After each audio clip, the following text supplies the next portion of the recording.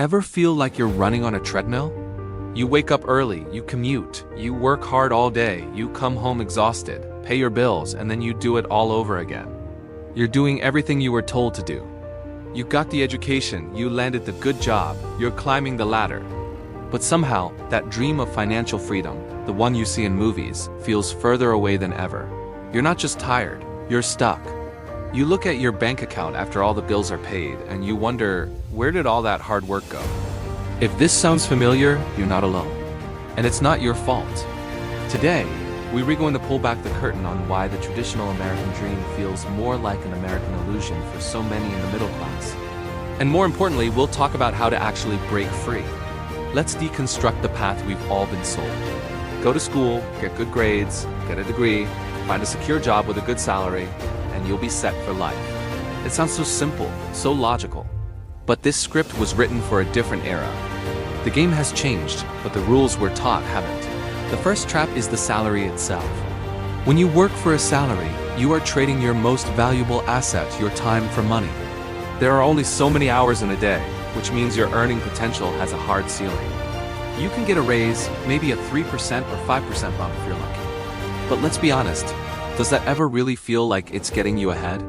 This brings us to the second major hurdle: taxes.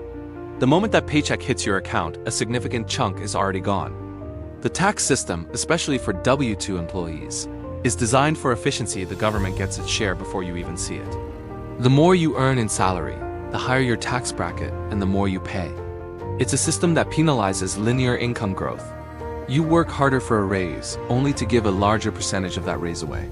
It's a built-in speed bump on your road to wealth. Then comes the silent thief: inflation. That 3% raise you were so happy about? Well, if inflation is also at 3%, you haven't actually gained any purchasing power. You're just treading water. In years where inflation is higher, you're effectively getting a pay cut. The money you've saved is slowly losing its value, and the cost of everything from groceries to gas to housing just keeps climbing. The system is designed to keep you spending, not saving. Your salary increases rarely outpace the true cost of living, making it nearly impossible to get ahead by just earning more from a job. And this is where the fourth element comes in: consumer culture. We are bombarded 24/7 with messages telling us what we need to buy to be happy, successful, or accepted. The new phone, the luxury car, the bigger house. We're encouraged to finance our lifestyle with debt. Car loans, credit cards, mortgages. This is what's known as keeping up with the Joneses. But the truth is, the Joneses are probably broke. This cycle of earning, paying taxes, losing to inflation, and then spending the rest on depreciating assets and debt payments is the very definition of the rat race. It's a hamster wheel designed to look like a career path. It keeps you dependent on your next paycheck, ensuring you have to show up to work tomorrow. It's a cycle of survival, not a path to wealth. So if this is the game the middle class is playing, what game are the wealthy playing? It's a completely different one. Their focus isn't on earning a high salary, it's on ownership. The wealthy don't trade their time for money. Instead, they buy or create assets that generate money for them, even while they sleep. What's an asset? It's something that puts money in your pocket. This could be a business you own, real estate that generates rental income, stocks that pay dividends, or intellectual property that earns royalties. While an employee's income is limited by time, an owner's income is limited only by the scale of their assets. Look at it this way: the employee worries about their salary. The owner worries about their profit. The employee pays taxes on their income first. The business owner, however, earns revenue, pays for business expenses like technology, travel, even salaries for their employees, and then pays taxes on what's left over, the profit. It's a fundamental shift in how money flows. They use the tax code to their advantage legally, because the system is designed to incentivize business creation and investment. The wealthy understand that a salary makes you a living, but ownership makes you a fortune. They don't just work for money. They make their money work for them. They acquire assets, not liabilities. A fancy car is a liability. It loses value and costs you money. A rental property is an asset.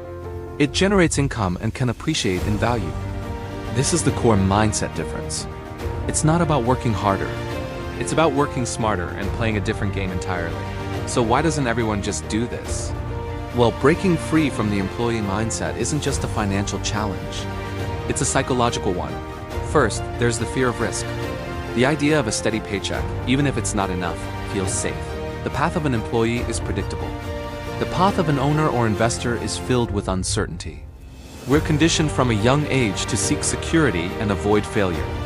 But the wealthy understand that calculated risk is necessary for outsized returns. Second, there's the comfort of conformity.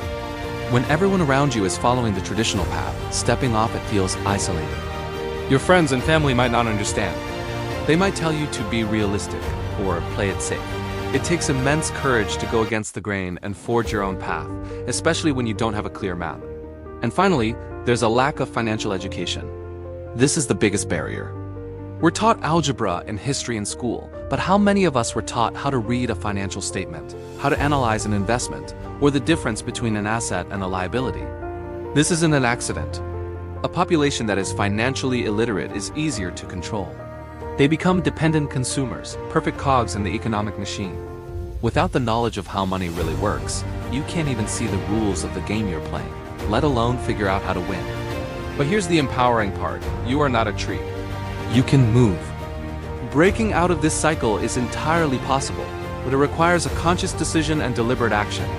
It starts with shifting your mindset from an employee to an owner. Even if you have a 9-to-5 job, you can start thinking like an owner. Your job becomes your first investor, providing the seed capital for your future assets. The most crucial step is to commit to your own financial education. Read books, listen to podcasts, watch videos like this one. Learn about investing, business, and personal finance. Understand how money works, how debt works, and how to make your money work for you. Knowledge is the new currency. It's the one investment that no one can ever take from you and that will pay the highest dividends. Then, start small. You don't need to quit your job tomorrow and risk it all. Start by building a small stream of income outside of your salary. This could be anything: selling a product online, freelancing a skill you have, investing in a low-cost index fund, or saving up for a down payment on a small rental property. The goal isn't to get rich overnight. The goal is to buy your first asset. The first one is the hardest.